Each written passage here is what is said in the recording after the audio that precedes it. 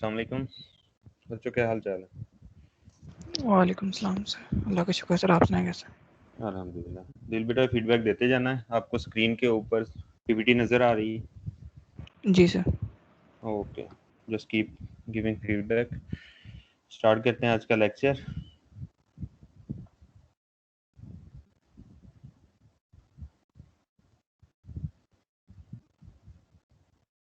आज का हमारा टॉपिक है परफॉर्मेंस मेजर्स। परफॉर्मेंस मेजर क्या चीज़ है? किसी ऑर्गेनाइजेशन में जो प्रोसेसेस हो रहे होते हैं वो अपनी रिक्वायर्ड स्पेसिफिकेशंस पूरी कर रहे हैं, जो उन प्रोसेसेस से एक्सपेक्टेशंस है वो पूरी हो रही हैं, वो हमें कैसे पता चलती है? एक तरीकाकार होता है, हम देख के अपनी गट फीलिंग्स की बेस के ऊपर कहते हैं हाँ ये ठीक चल रहा है या ठीक नहीं चल रहा। और एक होता है कि हम अब कोई डेटा कलेक्ट करते हैं प्रोसेस से, उसकी बेस पे हम बताते हैं कि हाँ डेटा की लिमिट यहाँ तक है तो ठीक है, इससे नीचे होगा तो वो ठीक नहीं है। तो ऐसे क्राइटेरियाज जिनको देखते हुए हम किसी प्रोसेस की परफॉर्मेंस एवेल्युएट करते हैं वो कहलाते हैं परफॉर्मेंस मेजर्स। हम अगर बात करें स्टूडेंट्स की, तो स्टूडेंट की परफॉर्मेंस के कुछ मेजर सेट किए जाते हैं। कौन सा स्टूडेंट ए प्लस ग्रेड का है, कौन सा ए नेगेटिव, कौन सा बी प्लस। तो ये परफॉर्मेंस मेजर्स हम करते हैं कि उसकी किसी भी स्पेसिफिक प्रोसेस के अंदर परफॉर्मेंस क्या है। ये क्लास के प्रोसेस है, उसमें उसकी परफॉर्मेंस क्या है।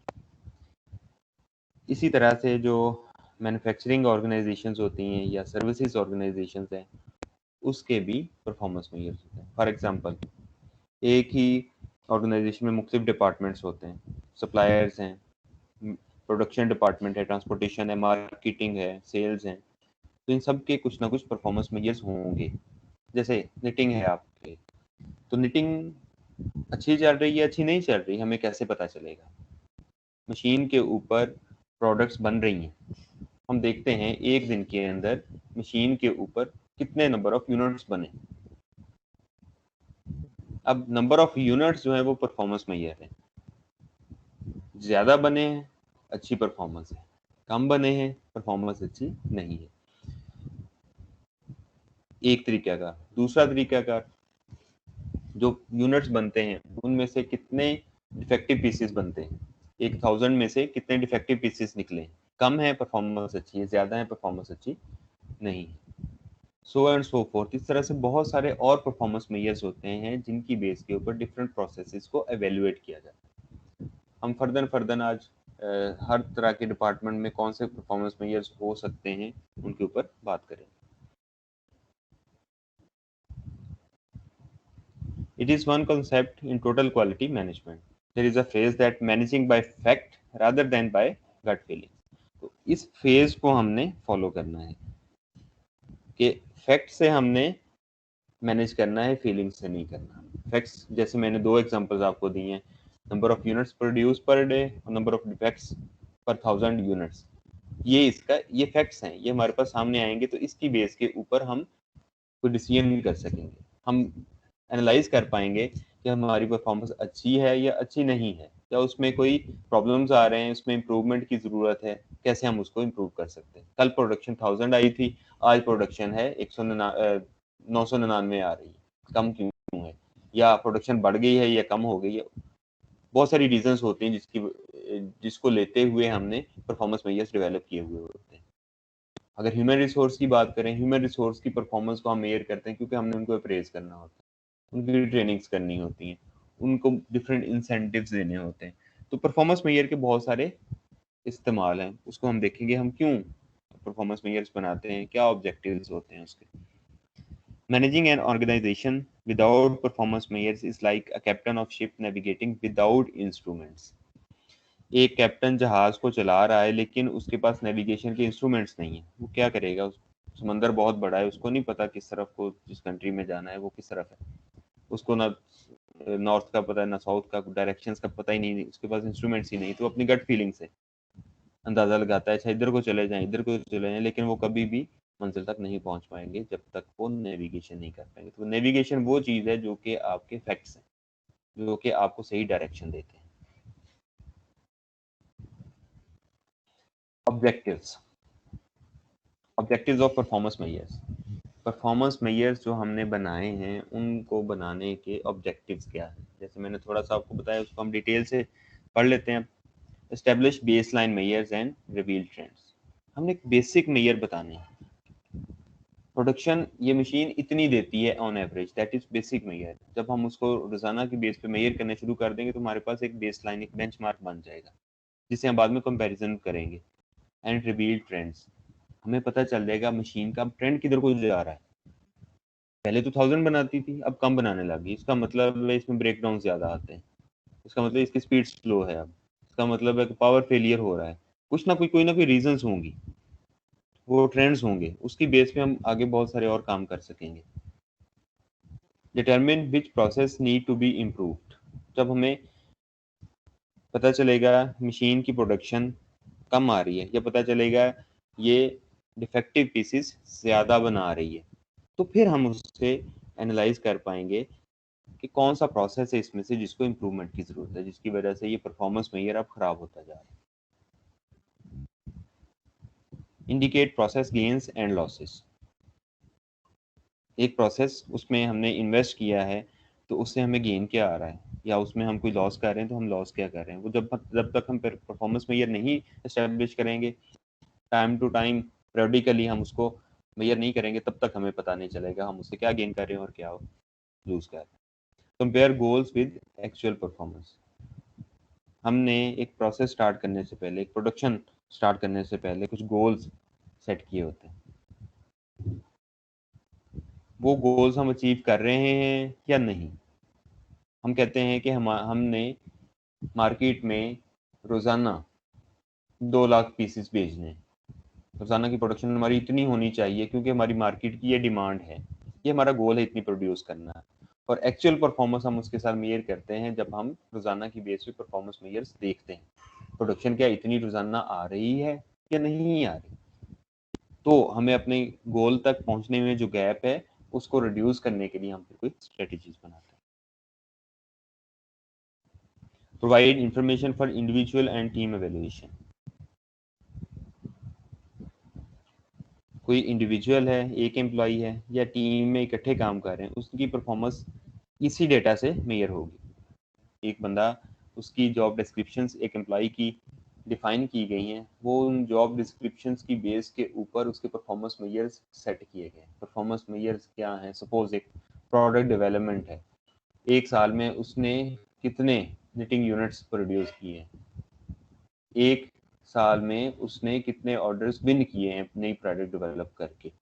तो ये उस इंडिविजुअल की परफॉर्मेंस मेजर होगी। या टीम को टास्क दिए गए हैं तो उनकी टीम के टास्क पे कुछ परफॉर्मेंस मेजर सेट किए जाएंगे जिसकी बेस पे उसकी परफॉर्मेंस एनालाइज की जाएगी। Provide information to make business decisions, तो इसकी बेस पे परफॉर्मेंस मेजर्स को देखते हुए बिजनेस डिसीजन भी किए जाएंगे। हम सेल्स में कहाँ पे जा रहे हैं, हमारी मार्केटिंग कितनी पेनिट्रेट कर रही है, हमारे पास रेवेन्यू कितना जमा हो रहा है, हम ज़्यादा R&D से एक ही परफॉर्मेंस में बेहतर जा रहे हैं या हम बेस प्रोडक्ट्स की में बेहतर जा रहे हैं, तो किस तरह का सेटअप हम आके लगाएं। तो बिजनेस की इन्वेस्टमेंट के लिए भी परफॉर्मेंस मेजर की वेरिएशन जरूरी होती है। Determine the overall performance of the organization, performance of organization, कितने आपने रेवेन्यू कमाया है, कितना प्रॉफिट आ रहा है, कॉस्ट कितनी है, नया बिजनेस लगाया, न्यू प्रोडक्ट्स आपने इंट्रोड्यूस करवाई है मार्केट में, ये बिजनेस ओवरऑल ऑर्गेनाइजेशन की परफॉर्मेंस होती है। तो जब परफॉर्मेंस इंडिकेटर्स हमने ये बनाए होंगे तो हमें पता चलता रहेगा कि ऑर्गेनाइजेशन की परफॉर्मेंस किस तरह हो जा रही है।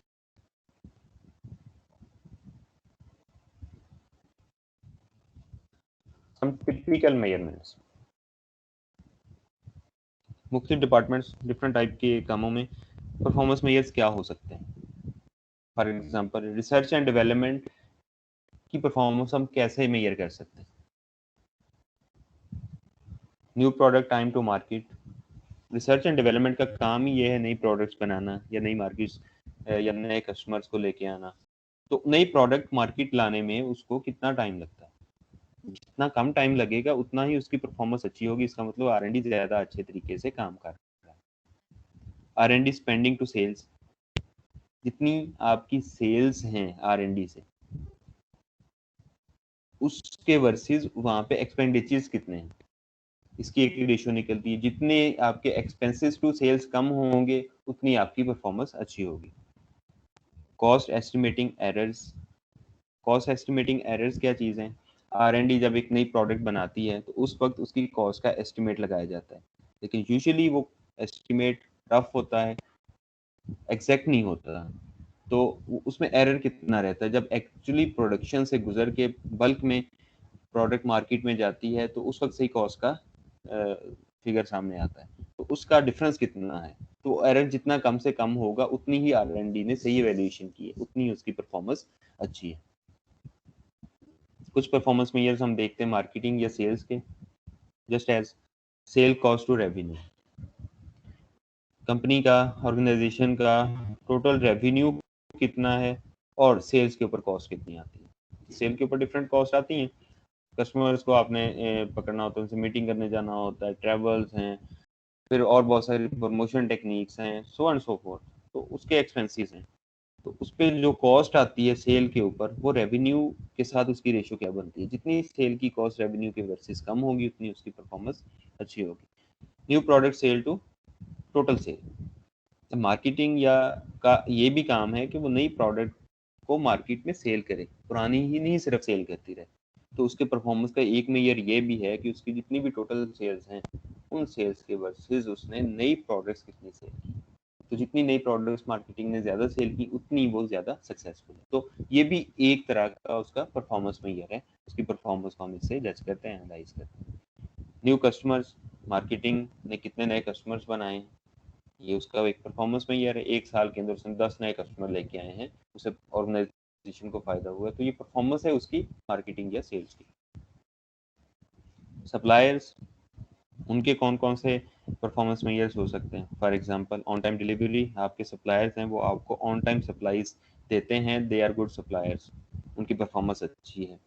सर्विस रेटिंग, एक सप्लायर की सर्विस रेटिंग कैसे अच्छी होती है? वो आपको टाइमली डिलीवर करता है, उसमें उसकी प्रोडक्ट में डिफेक्ट्स कम होते हैं, उसकी सप्लाईज स्मूथ होती हैं, आपको कोई इन्फॉर्मेशन चाहिए क्वालिटी से रिलेटेड वो आपको प्रोवाइड करते हैं। ये सारी उसकी सर्विस के पॉइंट्स हैं। तो आप उसकी सर्विस की रेटिंग कितनी है, that is its performance major.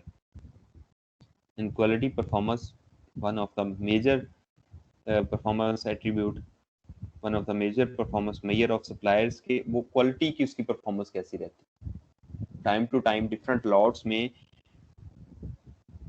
उसकी क्वालिटी की कंसिस्टेंसी है, अगर है तो उसकी परफॉर्मेंस अच्छी जा रही है। Average lead time, lead time, time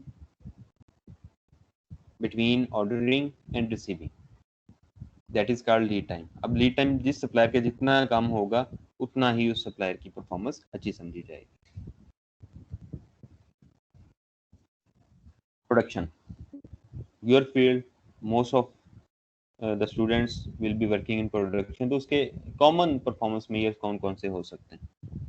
process capability, जो प्रोडक्शन मैनेजर्स हैं, प्रोडक्शन स्टाफ है, उनकी परफॉर्मेंस या उनके सेटअप की परफॉर्मेंस, उसके प्रोसेस की कैपेबिलिटी है, ये क्या बना सकते हैं, कितनी इसमें फ्लेक्सिबिलिटी, कितनी रेंज में ये वर्क कर सकते हैं, कौन कौन सी प्रोडक्ट्स, आप टी शर्ट सिर्फ बना सकते हो, सॉक्स सिर्फ बना सकते हो, या सारी चीज़ें बना सकते हो, ग्लव्स भी बनाते हो, ये सारा कुछ आप कर सकते हो। आपकी प्रोसेस कैपेबिलिटी बेहतर है, परफॉर्मेंस अच्छी है। रीवर्क, कितने पीसेज आपके डिफेक्टिव निकलते हैं जिनको रीवर्क किया जा सकता है, ज़्यादा रीवर्किंग होगी परफॉर्मेंस अच्छी नहीं है।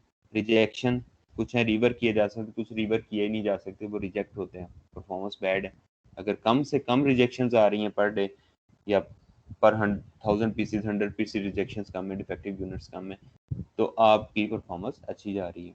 Machine down time, machine down time क्या होता है? जब आप एक प्रोडक्ट, बेसलाइन प्रोडक्ट बना रहे हो, फिर आप प्रोडक्ट को चेंज करते हो तो उसकी स्पेसिफिकेशन चेंज होती है, मशीन के ऊपर यार्न्स डिफरेंट लग रहे हैं, मशीन में प्रोग्राम इंस्टॉल किया जा रहा है, कुछ और सेटिंग्स किया जा रहा है, नीडल चेंज किया जा रही है, मेंटेनेंस हो रही है, तो उसके लिए मशीन को बंद किया जाता है। वो बंद करने का टाइम जितना कम से कम होगा उतनी ही उसकी परफॉर्मेंस अच्छी होगी। DHU, डिफेक्टिव यूनिट्स पर 100 यूनिट्स, मीन्स आपने 100 यूनिट्स प्रोड्यूस किए हैं तो उसमें डिफेक्टिव कितने। Production cost per unit, one of the performance में, जितनी प्रोडक्शन कॉस्ट आप कम लेंगे उतना ही उसकी परफॉर्मेंस प्रोडक्शन की अच्छी है। एक्चुअल परफॉर्मेंस टू गोल्स, ये एक और मेजर है कि जो आपने गोल सेट किए हैं आपकी एक्चुअल परफॉर्मेंस उसके कितना करीब, जितना आप उससे ज़्यादा मैच करते हैं उतनी आपकी परफॉर्मेंस अच्छी है। ह्यूमन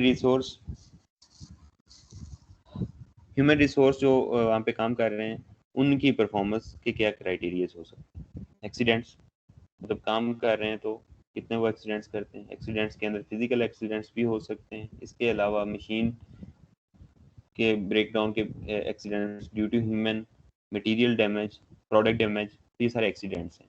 तो जितने वो कम है उतनी ही उसकी परफॉर्मेंस अच्छी है। एब्सेंटिज्म के जो ह्यूमन रिसोर्स है उसकी एब्सेंट कितनी है, जितनी कम एब्सेंट है उतनी वो परफॉर्मेंस अच्छी, उतना वो ज़्यादा काम करता है। टर्नओवर, एम्प्लॉइज टर्नओवर कितना है। ह्यूमन रिसोर्स में ये देखा जाता है कि जो एम्प्लॉइज़ हैं वो कितनी जल्दी छोड़ के जाते हैं और कितनी जल्दी हायर होते हैं। तो वो टर्नओवर अगर ज़्यादा है तो परफॉर्मेंस ऑर्गेनाइजेशन की या एचआर की अच्छी नहीं है।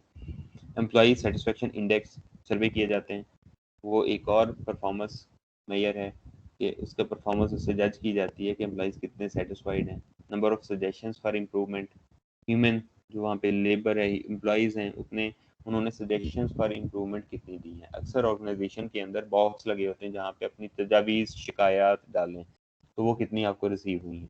And number of suggestions implemented, human resource department ने कितनी उनमें से इम्प्लीमेंट की हैं।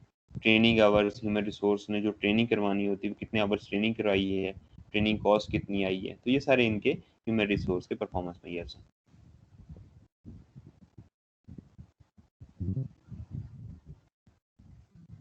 कस्टमर्स के कुछ परफॉर्मेंस मेजर्स होते हैं, आप एवेल्युएट करते हो कौन सा अच्छा कस्टमर से कौन सा अच्छा नहीं है, लेकिन किन बेस के ऊपर उसको एवेल्युएट किया जा सकता है। सो कस्टमर सेटिस्फेक्शन इंडेक्स, ज़्यादा सेटिस्फाइड है कस्टमर।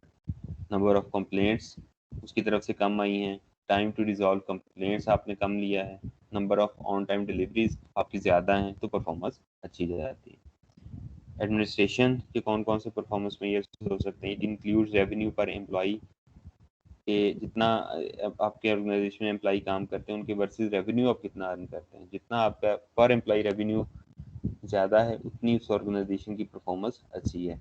एक्सपेंस टू रेवेन्यू, अब एडमिनिस्ट्रेशन में रेवेन्यू के वर्सेस एक्सपेंस कितना आता है, कम एक्सपेंस है तो परफॉर्मेंस अच्छी है। Cost of poor quality, poor quality की कॉस्ट क्या है कि जब आप एक डिफेक्टिव पीस बनाते हो तो उसके पीछे सारे वसाइल ज़ाया हो जाते हैं, कस्टमर भी आपका लूज हो जाता है, मार्केट में रेपुटेशन नहीं बनती, सेल्स आपकी डाउन चली जाती है, सब कॉस्ट ऑफ पुअर क्वालिटी। तो ये आपकी जितनी कम होगी उतनी ही आपकी परफॉर्मेंस अच्छी जाती है। परचेज ऑर्डर एरर्स, जो आपने ऑर्डर परचेज करने हैं, जो आपने सप्लाईज मंगवानी हैं, उसके एरर कम से कम होंगे तो आपकी परफॉर्मेंस अच्छी होगी। परफॉर्मेंस मेजर जब बनाने जाते हैं तो कुछ क्राइटेरिया हैं, कुछ चीज़ें हैं जिनका ख्याल रखा जाता है।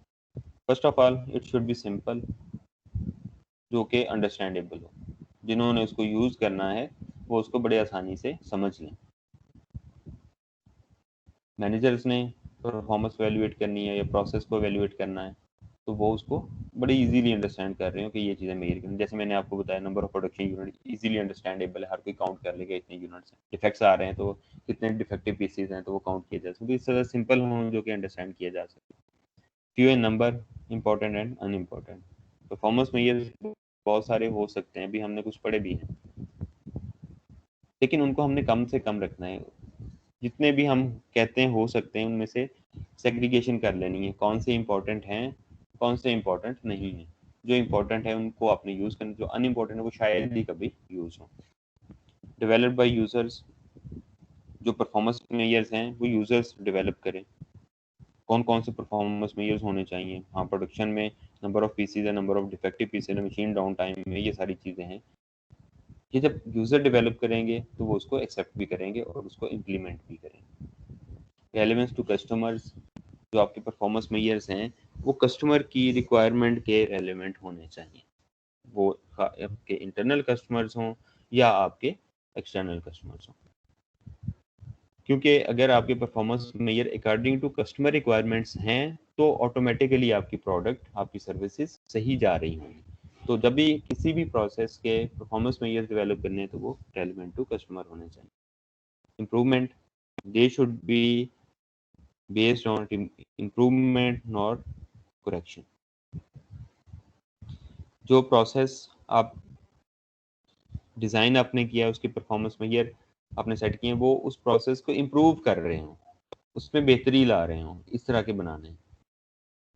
कॉस्ट ऑफ मेजरमेंट उसकी कम से कम हो, नंबर ऑफ डिफेक्टिव पीसेस गिनने, कोई इतनी कॉस्ट नहीं लगती। लेकिन कुछ ऐसे परफॉर्मेंस मेजर्स भी हो सकते हैं, सच एज आपने कस्टमर का सर्वे करना है, उसका आपने वो चेक करना है सेटिस्फेक्शन कितनी है, तो सर्विस में आपका बहुत सारा पैसा खर्च होगा, टाइम खर्च होगा, कॉस्ट ज़्यादा आएगी। तो कॉस्ट ऑफ मेजरमेंट का भी ख्याल रखना है कि कम से कम है। Visible result should be visible, ऐसी जगह के ऊपर वो रिजल्ट्स लगाए जाएं जहाँ पे विजिबल हों, लोग आते जाते उसको देखें। कैंटीन में लगा दिए, मेस में लगा दिए, या जहाँ पे इकट्ठे होते हैं लोग, असेंबली एरिया, वहाँ पे लगा दिए, ताकि सबको पता चले हमारे कौन से प्रोसेस के परफॉर्मेंस कहाँ तक जा रही है। टाइमली वो परफॉर्मेंस मेजर्स टाइमली अनाउंस किए जाने चाहिए। जैसे कि कुछ फाइनेंशियल डाटा होता है जो कि फाइनेंशियल ईयर क्लोज होने के बाद सामने आता है, जब कोई डिसीजन नहीं लिया जा सकता।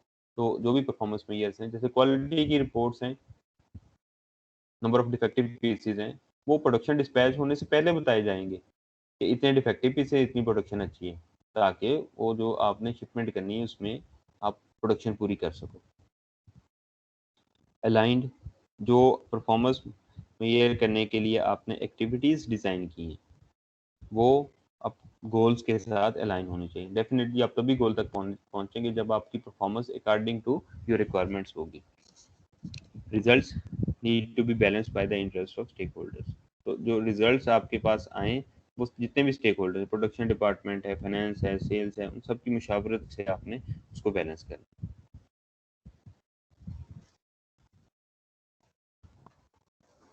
परफॉर्मेंस मेजर्स की स्ट्रेटेजी कैसे बनाते हैं?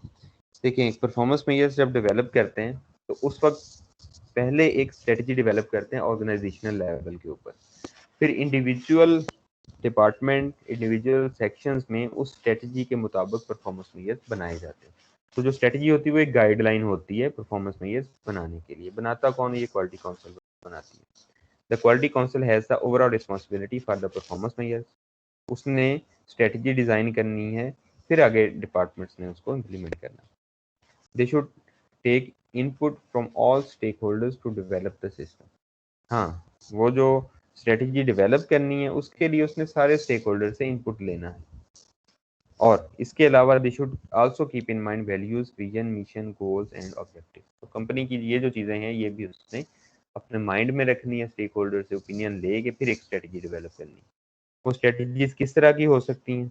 They include strategy regarding quality. Quality की स्ट्रेटेजीज क्वालिटी काउंसिल बनाएगी, उसमें कौन कौन से पॉइंट्स इंक्लूड करेगी? Reduction in cost of poor quality, definitely one of the quality points. तो पुअर क्वालिटी की कॉस्ट कम से कम हो। रिडक्शन इन नॉन कन्फॉर्मिटीज के जो प्रोडक्ट्स अकॉर्डिंग टू स्पेसिफिकेशंस नहीं बन पाती, उनकी तादाद कम हो। इंक्रीज इन सर्टिफाइड सप्लायर्स, जितने सर्टिफाइड सप्लायर्स ज़्यादा होंगे उतनी ही आपकी क्वालिटी बेहतर आएगी और कॉस्ट भी कम आएगी। Reduction of cycle time in corrective actions, जब कहीं पे प्रॉब्लम आई है, करेक्टिव एक्शन लेना है, तो उसका साइकिल टाइम कम से कम हो। It also will improve your quality. So this is quality strategy जो कि क्वालिटी काउंसिल ने डेवलप करनी है। फिर कॉस्ट की स्ट्रेटेजीज होती हैं कुछ परफॉर्मेंस मेजर्स के लिए, वो गाइडलाइन देते हैं। वो कौन सी हो सकती हैं? Floor space utilization. एक ऑर्गेनाइजेशन में खुली खुली मशीनें लगाई हुई, बीच में बहुत सारी जगह है, तो फ्लोर स्पेस ऑप्टिमाइज नहीं की हुई, उसको यूटिलाइज करें प्रॉपर तरीके से, थोड़ी स्पेस के में ज़्यादा काम दिया जाए, तो उससे आपकी ओवरऑल कॉस्ट रिड्यूस होगी।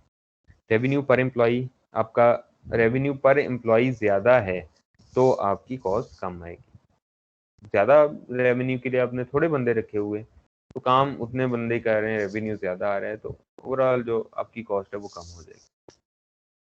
फ्लेक्सिबिलिटी आपके सिस्टम में कितनी है, उसके लिए कौन कौन सी चीज़ें की जा सकती हैं? आपका साइकिल टाइम है उसको रिड्यूस करें। सेटअप टाइम, मशीन लगाने का टाइम। साइकिल टाइम होता है एक पीस बनने का time. Setup time, setup machine लगाने का टाइम, मशीन के ऊपर आपने यान्स लगाने हैं या कोई और चीज़ें लगानी है, गाइड्स लगानी है, सारा कुछ वो सेट करने का टाइम। लॉटर बैच साइज कितना होना चाहिए, ये फ्लेक्सिबिलिटी पे इफेक्ट करता है। कॉमन मटेरियल यूज पर प्रोडक्ट, बहुत सारे टाइप्स की प्रोडक्ट्स बनती हैं, एक ही तरह का जिनमें यान्स यूज होगा वो कॉमन मटेरियल्स हैं, तो वो जितने ज़्यादा होंगे उतना आपका सिस्टम ज़्यादा फ्लेक्सिबल होगा। Reliability strategies, one of them is process capability. अगर आपकी प्रोसेस कैपेबिलिटी ज़्यादा है तो आपका सिस्टम ज़्यादा रिलायबल है। मशीन डाउन टाइम, जितनी कम टाइम के लिए मशीन बंद रहती है उतना आपका सिस्टम ज़्यादा रिलायबल है। ऑन टाइम डिलीवरी, अगर आप अपनी प्रोडक्ट ऑन टाइम डिलीवर करते हैं then you are more reliable. Innovation की स्ट्रेटजीज में क्या चीज़ें आती हैं? प्रोडक्ट इंट्रोडक्शन टाइम जितना कम होगा उतनी है आपकी परफॉर्मेंस अच्छी है। पेटेंट्स ग्रांटेड, आपकी रिसर्च एंड डेवलपमेंट या इनोवेशन सेंटर्स ने कितने पेटेंट्स लिए हैं, रजिस्टर करवाए हैं, नई प्रोडक्ट्स बना के उसको अपने ऑर्गेनाइजेशन के नाम से रजिस्टर करवाया। New product sale revenue versus total sales revenue, जैसे हमने पहले डिस्कस किया है मार्केटिंग या सेल्स का, ऐसे ही ये इनोवेशन का भी है कि जितनी नई प्रोडक्ट्स का रेवेन्यू ज़्यादा होगा as compare to the basic baseline products revenue, उतनी ही उसकी परफॉर्मेंस अच्छी होगी।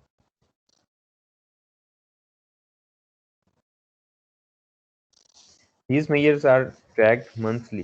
क्यों हम ये वाले measures ट्रैक करते हैं? टू शो ट्रेंड्स, देखना है कि मशीन्स या प्रोडक्शन या दूसरे डिपार्टमेंट्स कहाँ पे जा रहे हैं, उनका ट्रेंड क्या है, किस तरह की उनकी आउटपुट आ रही है। देन आइडेंटिफाई प्रॉब्लम्स, अगर उनके ट्रेंड ठीक नहीं जा रहे, प्रोडक्शन लोअर साइड पे जा रही है तो प्रॉब्लम को आइडेंटिफाई करें कौन सी, and allocate resources to rectify those problems, उनको ओवरकम करें, उनको रेक्टिफाई करें। Once the strategic measurement system is in balance, the functional areas or work groups may create their own measurement system in line with the strategic system। तो जब quality council ने strategy define कर दी है तो फिर हर department individually अपने अपने performance measures बना लेगा। And quality council must meet periodically to monitor current activities and plan future activities. तो क्वालिटी काउंसिल periodically मीटिंग करती रहे लोगों के साथ कि वो उसकी करंट परफॉर्मेंस को मॉनिटर करें और नई परफॉर्मेंस के लिए नए परफॉर्मेंस इंडिकेटर्स बनाते रहें।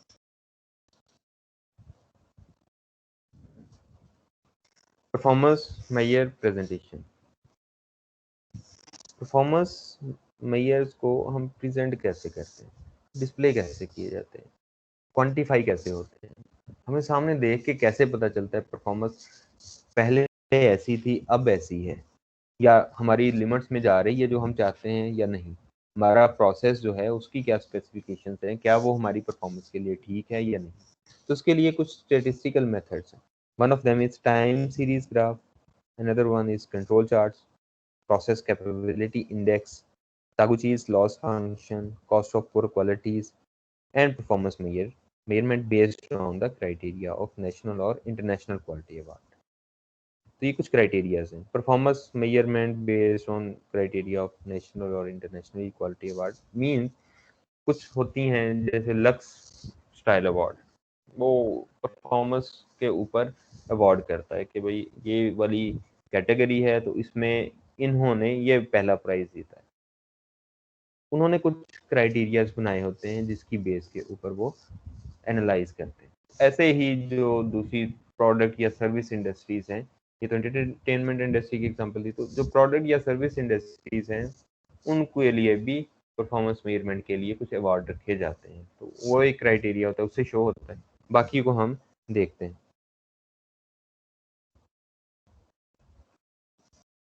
टाइम सीरीज ग्राफ, इस ग्राफ को अगर आप गौर से देखें तो ये इसकी एक्स एक्सिस है जिसके ऊपर ईयर बताए हैं 1900 से लेकर 2009 तक, और वाई एक्सिस के ऊपर गोल्ड प्राइस है डॉलर्स। हम देख सकते हैं टाइम गुजरने के साथ साथ गोल्ड प्राइस बढ़ी है, तो गोल्ड की परफॉर्मेंस बेहतर हुई है, वी कैन से। इसी तरह से अगर हम प्रोडक्शन इंडस्ट्री की बात करें तो टाइम सीरीज ग्राफ में हम देखेंगे, फॉर एग्जांपल हम हर बार इंटरलूप की एग्जांपल ले जाते हैं कि उसने 1990s में स्टार्ट किया है तो पहले साल में उसने कितनी प्रोडक्शन दी या कितनी नंबर ऑफ मशीन्स थी, अगले साल में कितनी, अगले साल में कितनी, तो ऐसे उसकी ऑर्गेनाइजेशन की परफॉर्मेंस बेहतर होती रही, उसने अपनी कैपेसिटी को इंक्रीज किया। सो इस तरह से ये टाइम सीरीज ग्राफ बनाए जाते हैं कि वक्त के साथ प्रोसेस में इम्प्रूवमेंट कैसे आई है।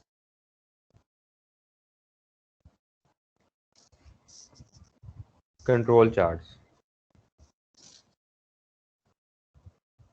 सैंपल्स में जो स्पेसिफिकेशंस होती हैं, जो कि रिक्वायरमेंट को देखते हुए सेट की जाती हैं, देखना है कि हमारी जो प्रोडक्ट्स बन रही हैं या हमारा जो प्रोसेस चल रहा है वो उन स्पेसिफिकेशंस के बीच में रह रहा है या नहीं रह रहा। उसके लिए कंट्रोल चार्ट्स बनाए जाते हैं। जो भी आपके पास सैंपल आता है उसकी जो परसेंट रिकवरी है, ये एक टेक्निकल टर्म है, हम डिस्कस करेंगे, उनको ग्राफ के ऊपर प्लॉट किया जाता है हर सैंपल की। फिर उसमें ये वाली एक सेंट्रल लाइन होती है, ये वाली upper warning limit, lower warning limit. यहाँ पे हमें इससे आगे या पीछे स्पेसिफिकेशन जा रही है, इसका मतलब प्रोडक्ट की क्वालिटी खराब होनी शुरू हो गई है, हमें वार्निंग है। और upper control, lower control limit, इनसे अगर आगे और पीछे जाती है तो हमें प्रोसेस स्टॉप कर देना चाहिए, प्रोसेस को रेक्टिफाई करना चाहिए। तो ये कुछ कंट्रोल चार्ट्स हैं जो कि परफॉर्मेंस को डायरेक्टली सामने दिखा रहे होते हैं, जिसकी बेस के ऊपर हम कोई ना कोई एक्शंस ले सकते हैं।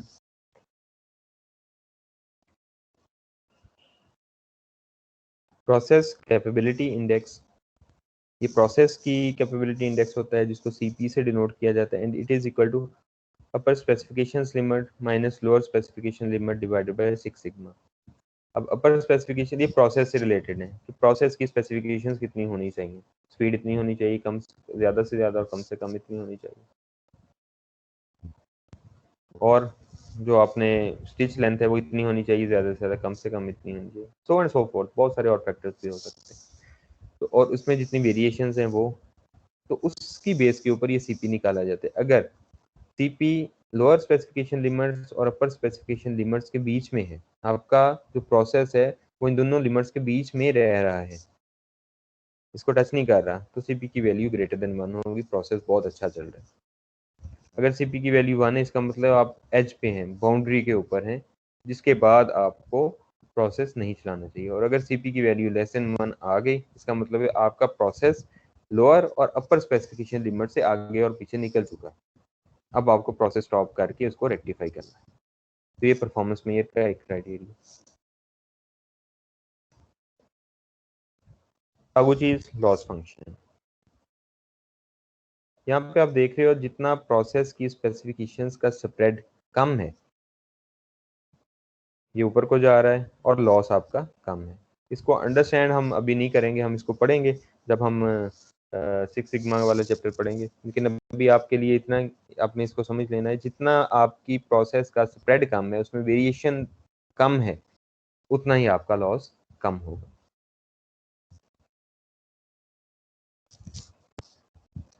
Cost of poor quality, required quality attain करने के लिए दो काम किए जाते हैं। एक तो क्वालिटी बनाने वाला सिस्टम डेवलप किया जाता है, उसके लिए आप कॉस्ट बियर करते हो, ये वाली ब्लू लाइन जिसको कहते हैं कॉस्ट ऑफ इम्प्लीमेंटिंग क्वालिटी। फिर एक कॉस्ट आपकी आती है जो डिफेक्टिव पीसेस बन रहे होते हैं, उसको आप रेक्टिफाई करते हो, कॉस्ट ऑफ रेक्टिफाइंग डिफेक्ट्स। आपका क्वालिटी सिस्टम जितना अच्छा है, अपना जितनी ज़्यादा इन्वेस्टमेंट इम्प्लीमेंटेशन पे की है, उतनी ही आपके डिफेक्ट्स कम होंगे और कॉस्ट ऑफ डिफेक्ट्स कम आएगी। लेकिन आपने एक बीच के पॉइंट पे रहना है जिसपे दोनों कॉस्ट का सम मिनिमम हो। तो ये वाला वो पॉइंट है जहाँ पे दोनों एक दूसरे को क्रॉस करते हैं, जहाँ पे आपकी रिक्वायर्ड क्वालिटी बन रही होती है।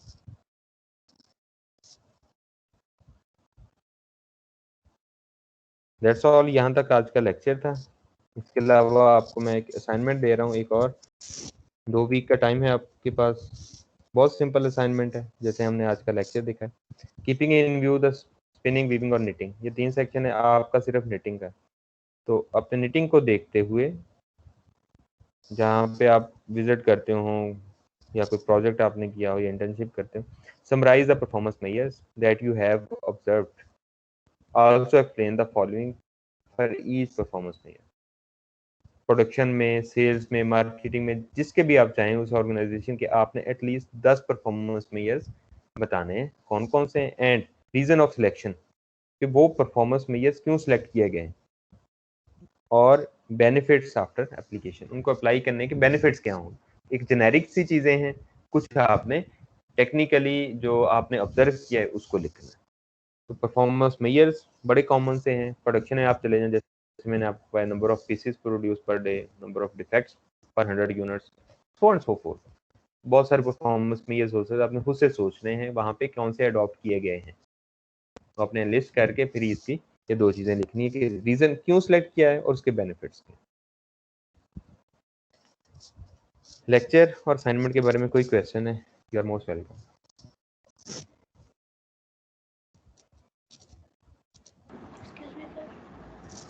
जी बेटा। सर, ये जो आपने असाइनमेंट दिया इसमें ऐसे है कि जब हमने इंटर्नशिप की है तो वहीं पर हमने डिटेल्ड ऑब्जर्व किया है सारा उनके जो भी क्राइटेरिया चल रहे हैं। तो ऐसे तो काफ़ी सारे बच्चों की इंडस्ट्री अगर वो करना चाहते हैं तो कॉमन नहीं हो जाएगी?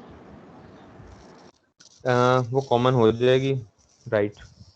परफॉर्मेंस मेजर्स जब आप प्रोडक्शन में जाएंगे तो ऑलमोस्ट डिफरेंट इंडस्ट्रीज के भी सेम होंगे, दैट्स नॉट एन इशू। आपकी असेसमेंट किसकी बेस पे होगी? जब आप रीजन लिखेंगे, हर एक की रीजन अपनी तरफ से होगी, वो खुद लिखेंगे उसके बेनिफिट्स क्या हो सकते हैं। ज़ाहिर है आपने जाके ऑब्जर्व तो नहीं करना ये बेनिफिट्स हुए हैं, वो तो सालों के बाद उसकी वैल्यूएशन होगी। तो आपने खुद से लिखना है कि इसके ये बेनिफिट्स हो सकते हैं। तो वैल्यूएशन आपकी असाइनमेंट की इसकी बेस पे हो रही होगी, परफॉर्मेंस में ये सेम हो सकते हैं। जी ठीक है सर, थैंक यू।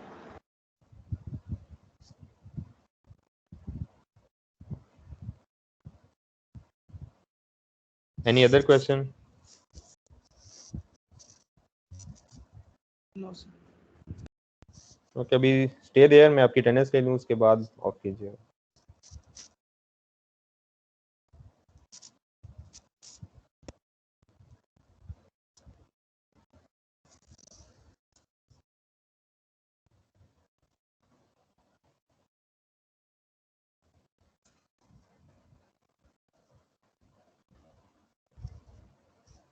ठीक है बेटा, लेक्चर यहीं पे ख़त्म करते हैं। अपना ख्याल रखें। अल्लाह हाफिज़।